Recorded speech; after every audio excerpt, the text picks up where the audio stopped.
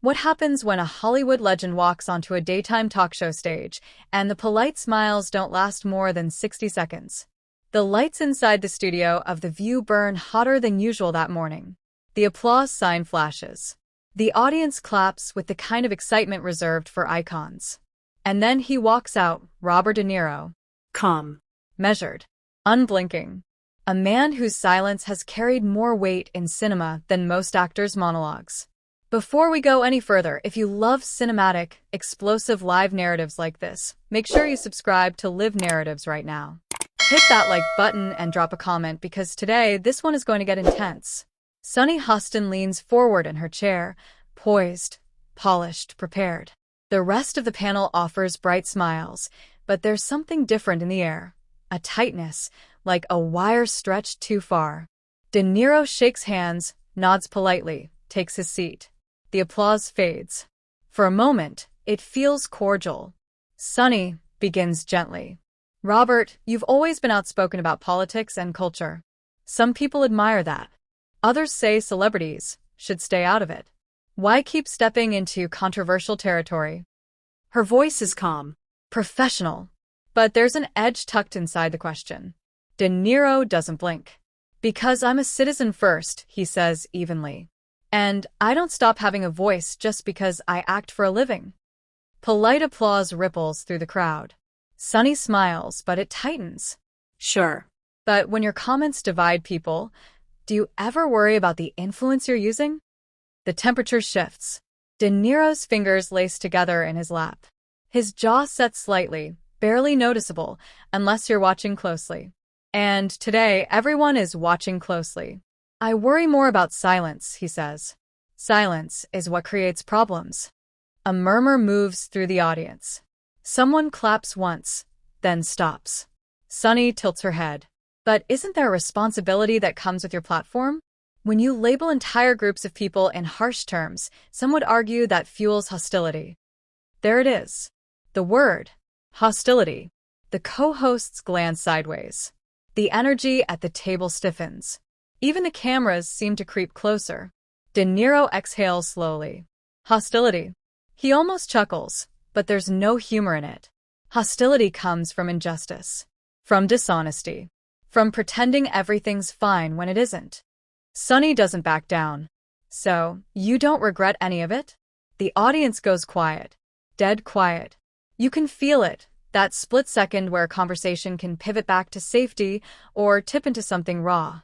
De Niro leans forward now. His voice drops lower. Controlled, but unmistakably firm. No, he says. I don't regret calling out what I believe is wrong. A few audience members clap louder this time. Others sit still. The division in the room becomes visible. Sunny's smile fades completely. Even if millions disagree with you? His eyes lock onto hers. That's called democracy. The words land heavy. One of the other hosts tries to interject lightly. Well, this is already heating up, but Sunny raises a hand slightly, keeping the focus where she wants it. Let me be specific, she says. You've used language in the past that critics describe as inflammatory. Some people feel attacked. Do you understand why? De Niro pauses. And in that pause, you can almost hear the thoughts behind his eyes. Decades in the industry, decades watching headlines twist narratives, decades of standing firm. I understand, he says slowly, that when you challenge power, power pushes back. A few gasps. A few nods. Sunny's voice sharpens just a fraction. So, anyone who criticizes you is power? The air tightens again. De Niro doesn't raise his voice. He doesn't need to. No. But some criticism isn't about dialogue. It's about intimidation. The audience reacts audibly now, some clapping, some murmuring disapproval. It's no longer polite television chatter. It feels personal. Sunny leans back in her chair, arms crossing subtly. Intimidation? On a talk show, asking questions. The challenge is clear. De Niro's expression hardens. Not angry, but resolute. I'm here to talk, he says. But I won't be baited. The word hangs in the air. Baited. A collective inhale spreads through the crowd. Cameras cut to audience members wide-eyed, whispering. Sunny's eyebrows lift. Baited? That's an interesting choice of words.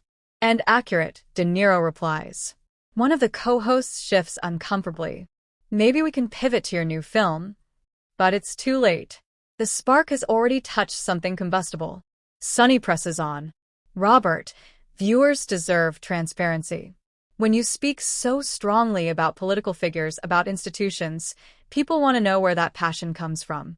Is it personal? De Niro's lips press into a thin line. He nods slowly. It's always personal when it affects your country. The audience claps again, louder this time. Sunny counters immediately. But does it ever become performance? Outrage as spectacle. There's a flicker in his eyes now. Performance. The implication stings. He sits straighter. I've spent my life performing on screen, he says quietly. When I speak about real issues, that's not acting. Silence falls like a curtain. Even the studio lights seem harsher. Sunny meets his gaze without blinking. Some would say the lines blur. And some would be wrong, he replies. The tension is no longer subtle. It's electric. The kind that makes viewers at home lean closer to their screens. In the front row, a woman shakes her head disapprovingly. Behind her, a man claps enthusiastically. The room is splitting in real time. Sunny glances briefly at her notes, then back at him. So today, here, live, are you willing to acknowledge that your words have consequences? De Niro's voice lowers another octave.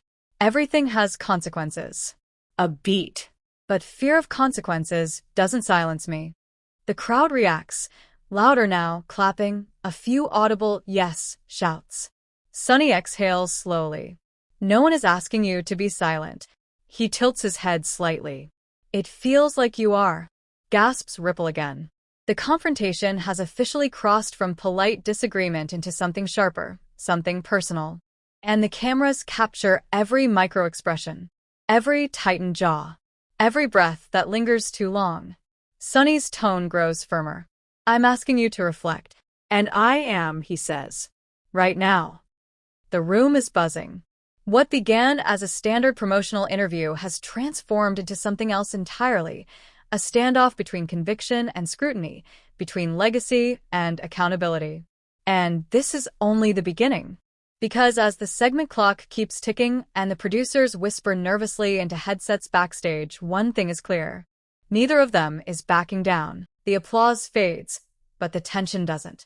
You can almost see the producers shifting behind the cameras, their silhouettes moving quickly in the dim edges of the studio. Someone whispers into a headset. The segment was supposed to pivot to Robert De Niro's new film by now. Instead, the atmosphere feels like the final act of a courtroom drama, and no one is called cut. Sunny Hostin straightens the stack of cue cards in front of her, though her eyes never leave his. Robert, she says carefully, her voice steadier than the air around them, you say you won't be silenced. No one here is trying to silence you. But when you use phrases like dangerous or corrupt about public figures, you're not just expressing opinion. You're shaping narratives. De Niro's jaw tightens again, that small, controlled shift that signals something deeper brewing beneath the surface. I'm responding to narratives, he counters. I didn't start them. A low murmur rolls through the audience. Sunny leans in. But do you escalate them? There's a pause, not because he doesn't have an answer, but because he's choosing it carefully. You know what escalates things, he says quietly. Pretending there isn't a problem. A few claps, a few groans. The division grows sharper. One of the co-hosts attempts a soft laugh. Well, this is definitely a spirited morning. But the humor doesn't land. Sunny presses forward, her tone more direct now. You've called certain leaders a threat to democracy. That's strong language. Do you stand by that statement? Today, on this platform? De Niro doesn't hesitate. Yes. The single word drops like a stone into still water. Gasps. Applause. A few scattered boos. The sound engineer lowers the audience mic slightly, but the reactions are impossible to hide. Sunny's eyebrows rise subtly. Even knowing half the country may strongly disagree? He turns his head slightly, scanning the audience before looking back at her. I'm not running for office, he says. I'm not asking for votes. I'm speaking my mind. Sunny's voice sharpens just a touch. But influence doesn't require office. And there it is again, the implication that fame itself carries responsibility beyond expression. De Niro exhales through his nose. His fingers drum once against the armrest, the first visible crack in his calm exterior. Influence, he repeats. You think actors have more influence than politicians? It's not a competition, Sunny replies swiftly. It's about impact. The room feels smaller now. Tighter, like the walls have crept inward. De Niro leans forward, elbows on his knees, voice lowering so that the audience must strain to hear. You want me to regret having strong opinions, he says. I don't. Sunny's eyes flash. That's not what I'm asking. It sounds like it. The words collide midair. A co-host finally jumps in, her voice cautious. I think what Sunny's trying to say is… No. Sunny interrupts gently but firmly. Let him answer. The tension spikes. The audience senses it too. This is no longer a moderated panel. It's a duel of conviction. Let me ask you this, Sunny continues. Do you think there's ever a point where rhetoric from anyone becomes harmful? De Niro nods slowly. Yes. A flicker of surprise crosses her face. So, where's the line? When it's dishonest. And who decides what's dishonest? She fires back. A heartbeat of silence. Facts, he says. A wave of applause erupts from one side of the studio. Another section remains still. Sunny doesn't flinch. Facts can be interpreted. Not all of them, he replies. Now the energy is unmistakably hostile, not shouting, not chaos, but something colder, sharper. Precision over volume. Behind the cameras, a producer gestures frantically, pointing at the clock. They're running long. Sunny glances briefly toward the control booth, then back at him. You've built a legendary career, she says, her tone shifting slightly, almost reflective. Taxi Driver, Raging Bull, The Godfather Part 2, roles that shaped American cinema. The audience applauds at the mention of the films. For a second, the tension eases. De Niro nods politely. But, she continues, some fans say they feel alienated by your political stance. Does that matter to you? There it is. The emotional angle. His expression softens, barely, but enough to notice. I don't want to alienate anyone, he says honestly. But I'm not going to dilute what I believe to stay comfortable. The honesty draws a quieter kind of reaction, thoughtful murmurs instead of loud claps. Sunny watches him closely. So you're willing to lose fans? I'm willing to lose approval, he corrects. That lands. The distinction hangs in the air like a thin thread. Sunny's voice lowers. And what if that approval represents people who feel attacked by your words? For the first time, there's visible frustration in his eyes. If someone feels attacked because I criticize a politician they like, he says slowly, that's different from attacking them personally. A man in the second row shouts, exactly, before being hushed. Sunny raises a hand slightly, calming the room. But emotions don't always draw that distinction, she says. Public discourse is already fragile. And silence doesn't fix that, he replies. Their voices remain controlled, but the intensity has climbed to a level where even breathing feels amplified. A co-host attempts another pivot. Robert, tell us about how your new role explores. De Niro doesn't even turn his head. I'll talk about the film, he says, but let's not pretend this isn't why I was invited. The audience reacts again, louder this time. Sunny holds his gaze. You were invited because you're an icon, she says firmly. Not because we're trying to ambush you. He tilts his head slightly. It feels like an ambush. The word hits harder the second time. Sunny's composure tightens. Asking direct questions isn't an ambush. It is, he says quietly, when the intent isn't conversation. A collective inhale. The accusation is subtle, but unmistakable. Sunny's voice cools. Are you questioning my intent? I'm questioning the framing. Now the hostility isn't hidden. It's defined. The audience splits again, applause colliding with uneasy silence. The camera zooms in on Sunny's face, controlled, professional, but her eyes betray something sharper beneath the surface. "Let me be clear," she says. "My intent is accountability. That applies to everyone." "And I'm accountable," he responds. "Every day." The segment clock flashes red in the control room. They're out of time, but neither seems willing to step back. Sunny folds her hands on the table. "Then answer this plainly," she says. "If your words contribute to division, would you ever reconsider how you deliver them?" The studio goes completely silent. Even the faint hum of the lights seems louder. De Niro leans back slowly in his chair, studying her for a long moment. "I'll always reconsider how I say something," he says finally, "but not whether I say it." The audience erupts, some standing, some shaking their heads. The hostility is no longer simmering. It's visible, tangible, alive. And as the cameras pull slightly wider, capturing the entire table, the divided crowd, the rigid posture, the unsmiling faces, one truth becomes undeniable. This isn't just a tense interview anymore. It's a battle over voice, power, and who gets to define the line between conviction and conflict. And it's far from over. The applause refuses to settle. It rolls through the studio in uneven waves, sharp claps from one side, hesitant silence from the other. The producers finally cut to a brief pause, the show slipping into a scheduled commercial break that now feels more like an emergency landing. But the cameras never really stop. Audience members whisper intensely. Some stand, gesturing as they argue in hushed tones. A woman in the front row shakes her head, muttering, "This isn't what I expected." Behind her, a younger man says, "He's right. Someone has to say it." At the table, the tension lingers like smoke after a firecracker. Sunny Hostin leans back, removing her earpiece briefly as a producer approaches from off-camera. There's a quiet exchange. Measured. Serious. Robert De Niro sits still. Composed. Silent. But his eyes scan the room now, not with anger, not even with defiance, but with awareness. He knows what just happened. He knows the moment is already being clipped, titled, tweeted. The red light flickers again. They're back. Sunny slides the earpiece back in, posture upright, expression carefully reset.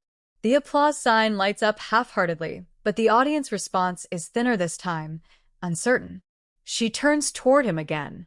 "Robert," she says, her voice controlled but unmistakably firmer than before. "During the break, we were talking about tone, about impact. I want to continue that." The temperature drops another degree. De Niro nods once. "Go ahead. You say you're standing up for what you believe," she continues. "But some would argue that the way you express it mirrors the hostility you claim to oppose." A subtle stir in the audience. He tilts his head slightly. "How so?" "Strong language. Absolutes. Labeling." Her eyes narrow just a fraction. "When you call people dangerous, isn't that closing the door to dialogue?" There's a flicker in his expression, not rage, but something sharper, something tired. "Dialogue requires honesty," he replies. "And empathy," she counters immediately. That word lands differently. Empathy. The audience leans in. De Niro pauses for a moment longer this time. His fingers press together thoughtfully. "I have empathy," he says slowly. "But empathy doesn't mean I soften the truth." Sunny's voice tightens. "Your truth." He meets her gaze directly. "No," he says. "The truth." The emphasis shifts the air again.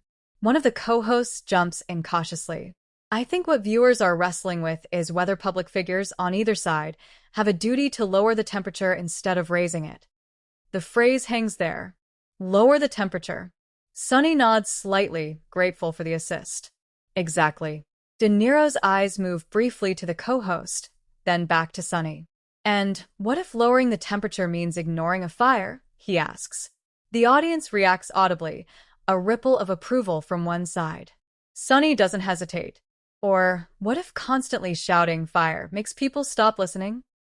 The words hit harder than intended. You can see it.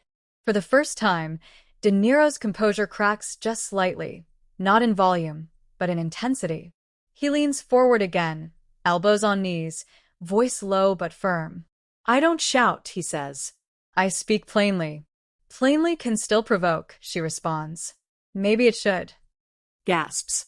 The crowd shifts again, this time louder than before. A few scattered boos mix with applause. Sunny raises a hand. Let's keep this respectful. The irony isn't lost on anyone. De Niro sits back slowly. His voice remains steady. I am being respectful. Are you? She asks quietly. That question lingers like a challenge. The studio feels smaller now. The overhead lights harsher. Even the table between them feels symbolic, a boundary neither is willing to cross, yet both are pressing against. Sunny's tone changes, less sharp, more personal. Do you ever worry, she asks, that your anger overshadows your message? There it is. Anger. The word settles heavily. De Niro's eyes narrow slightly. Not defensively, but precisely. I'm not angry, he says. You don't sound calm, she replies. A faint murmur ripples through the crowd. He exhales slowly, controlling the moment. I'm passionate, he says. There's a difference. Sunny holds his gaze. To viewers at home, it may not feel different. He nods once. Then maybe viewers at home should ask themselves why passion makes them uncomfortable. The room goes very still. The tension has shifted from political disagreement to something deeper, emotional friction. A clash of philosophies about how public voices should behave. Sunny folds her hands together, leaning slightly closer. I'm asking these questions, she says carefully, because words from people with your reach shape culture, whether you intend them to or not. And culture shapes people like me, he replies immediately. The audience reacts again. Louder now, a mix of cheers and groans. One of the producers can be seen near the edge of the stage, whispering urgently into a headset. The segment is spiraling beyond its planned arc. Sunny presses on. You've built your career portraying complex men, flawed, layered, sometimes dangerous. Do you think that image influences how people perceive your real-world statements? De Niro almost smiles, but it's not warm. If people can't separate characters from reality, he says, that's not my failure.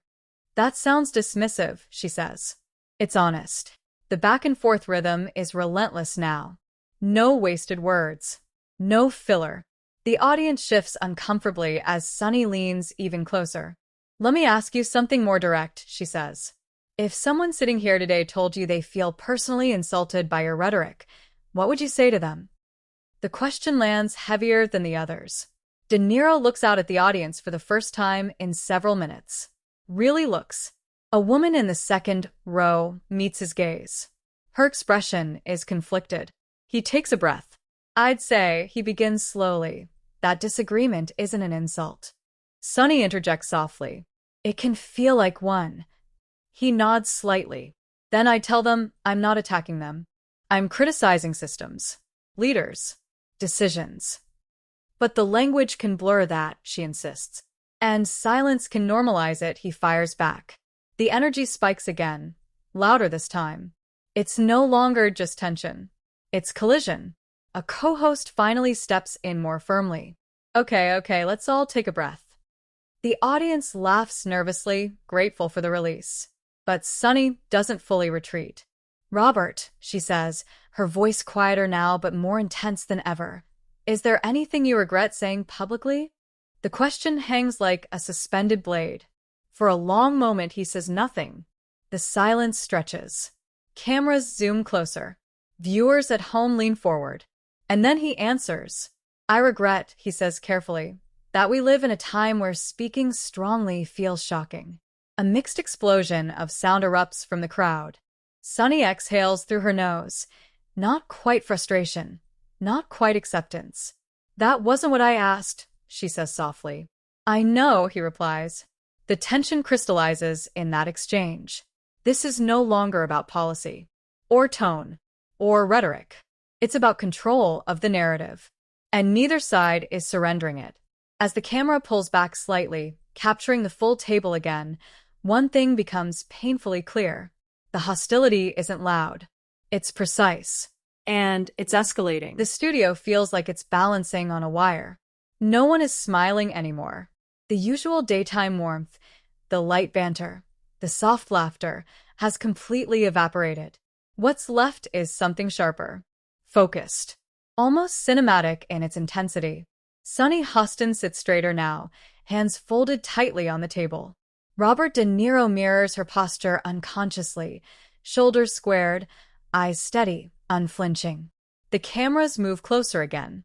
This conversation, Sunny says carefully, is resonating strongly with our audience. But I want to shift slightly. There's a subtle emphasis on slightly, as if even that movement could detonate something. You've talked about truth, she continues. You've talked about accountability. Let's talk about responsibility. A faint murmur passes through the crowd. De Niro nods once. Okay. You are one of the most respected actors of your generation, she says. People admire you. They listen to you. Whether you seek that influence or not, it exists. He remains silent, watching her closely. So, when you use language that some interpret as combative, she presses, do you accept that it might inspire others to escalate their own rhetoric? The question is more layered than the ones before it. He leans back slightly, folding his arms, not defensively, but contemplatively. I can't control how other people behave, he says calmly. I can control what I say and why I say it. And you believe that's enough? Sunny challenges. Yes. The simplicity of his answer rattles the room. A co-host shifts uncomfortably. The audience stirs. Sunny's tone hardens again. Public figures often say that, I can't control others. But leadership, cultural or political, has always been about setting tone. I'm not trying to lead a movement, De Niro replies. I'm expressing concern. Concern can sound like condemnation, she counters. Sometimes condemnation is warranted. Gasps ripple across the studio. The word condemnation hangs heavy. Sunny blinks once, absorbing it. So you're comfortable condemning? She asks. I'm comfortable calling out behavior I believe is harmful. Her voice lowers. And who decides harm? Reality does. The audience breaks into divided applause again, louder than before. The energy is no longer just tense. It's combustible. One audience member calls out, let him speak. Another responds, she's just asking questions. The floor manager quickly gestures for quiet. Sunny lifts a hand to calm the noise. Let's keep this civil. The irony lingers in the air. She turns back to him. You've built your career portraying characters who wrestle with morality. Do you ever worry that public statements flatten that nuance? He studies her for a moment before responding. Movies are fiction, he says. This isn't. But public discourse is layered, she replies. It requires room for disagreement. There is room, he says firmly. I'm sitting here, aren't I? That line draws a mix of laughter and applause. Sunny's jaw tightens just slightly. You're sitting here, she says, but you've also implied this is an ambush. Because it feels like one, he responds evenly. The word lands harder this time. Sunny leans forward, her voice controlled, but sharper than ever. It feels like accountability. It feels like framing, he says quietly. The audience goes completely still. That word, framing, carries weight. Framing how, she asks. Like the problem isn't the issues I'm raising, he says, but the fact that I'm raising them strongly. A co-host finally steps in, trying to diffuse. I think both of you care deeply about the country. Maybe this is just a difference in communication styles. No, Sunny says gently but firmly. It's about impact. And impact isn't always comfortable, De Niro replies. The tension spikes again. Sunny shifts tactics. Let's talk about division, she says. Polls show the country is more polarized than ever. Do you feel any personal responsibility in contributing to that polarization? The question lands like a gavel strike. De Niro's eyes narrow slightly. I feel responsible, he says slowly, for not pretending everything is fine. That's not the same thing, she presses. It is to me. The audience murmurs again. Sunny's voice grows more intense. There are viewers at home right now who feel talked down to by celebrities. They feel dismissed. By me, he asks. By rhetoric that sounds absolute. He pauses.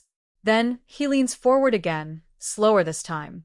I don't talk down to people, he says quietly. I criticize systems.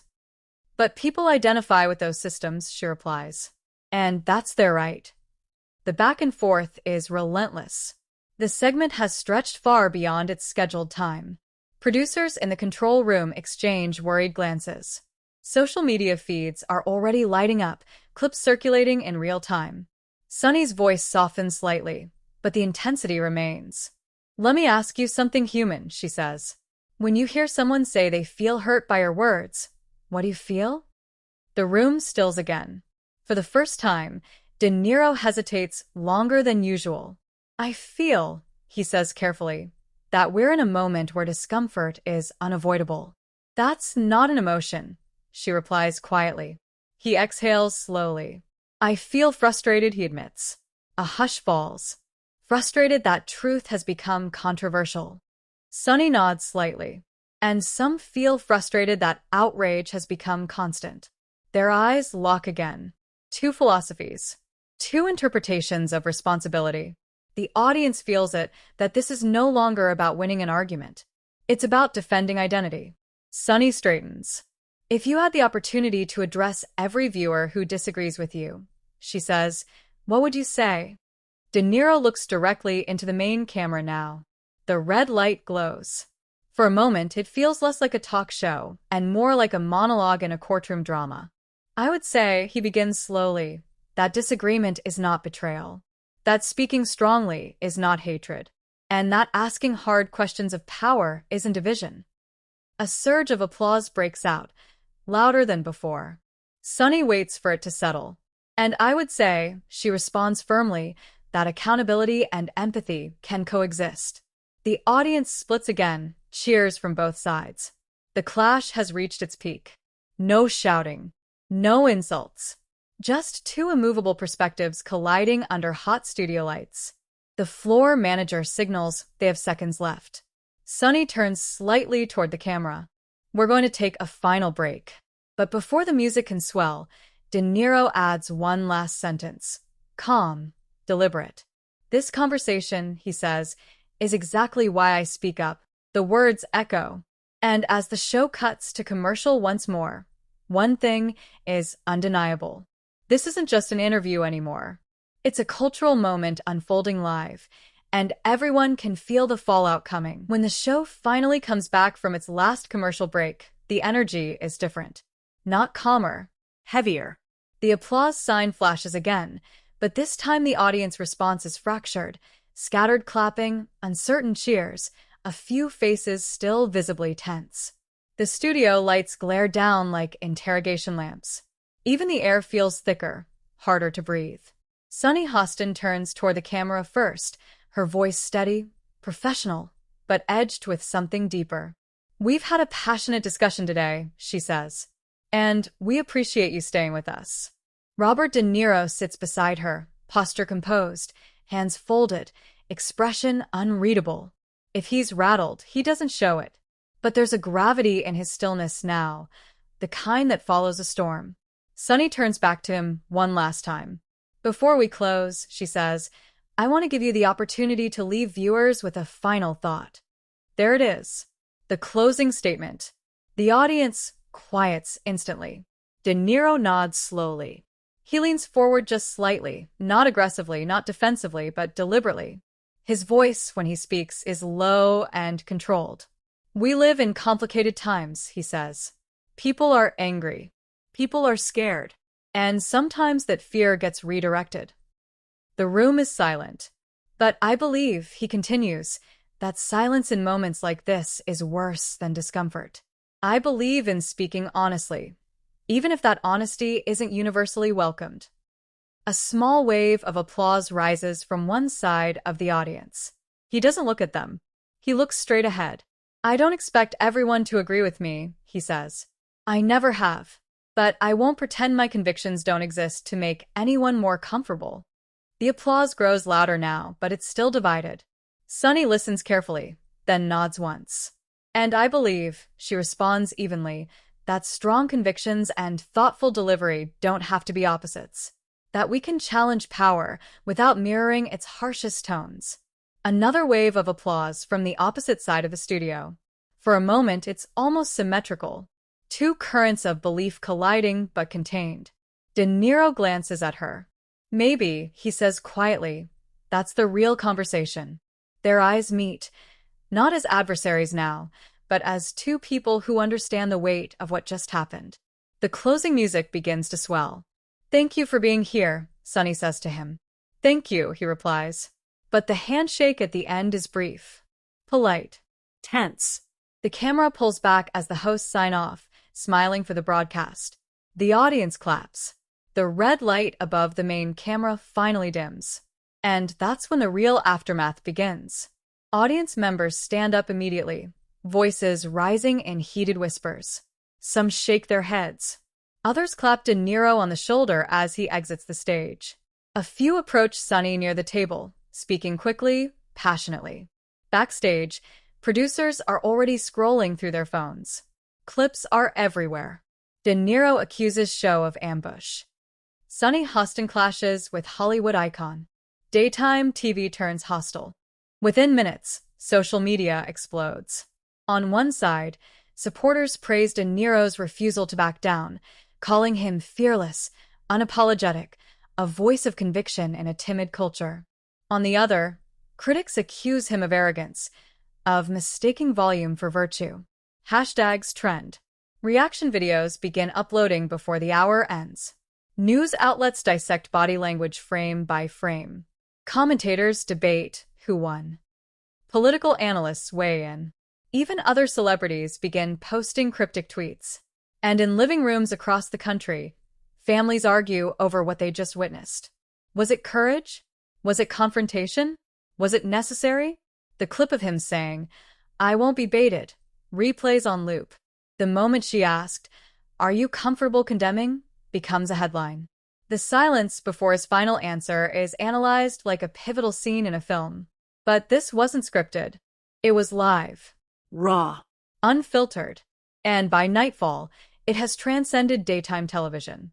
It becomes a symbol, not just of a celebrity interview gone tense, but of a nation wrestling with tone, truth, and the cost of speaking out.